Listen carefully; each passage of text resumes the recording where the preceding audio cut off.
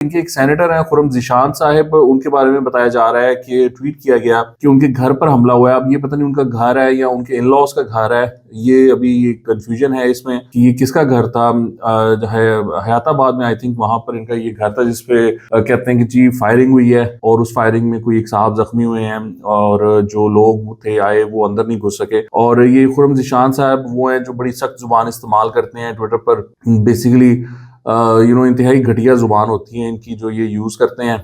और इसी तरीके से फिर सिक्योरिटी जो के लोग हैं उनके खिलाफ ये सारा कुछ वो चल रहा होता है। अब फैसल वावडा ने वसीम बदामी के साथ शो में भी कहा था कि ये साहब सेनेटर नहीं रहेंगे, इनको सेनेटर नहीं रहने दिया जाएगा। तो आई गेस के अब स्टेट जो है वो इस तरह के जो अनासिर है उसके खिलाफ कुछ ना कुछ इस तरह के मामला करना चाहती है। अब ये फायरिंग किसने की है, अब पता नहीं स्टेट इसकी जिम्मेदारी लेती है या नहीं लेती है, आई डोंट नो। लेकिन बात ये है कि अगर आप किसी को गाली निकालेंगे तो वो आगे से आपको प्यार मोहब्बत तो नहीं करेगा।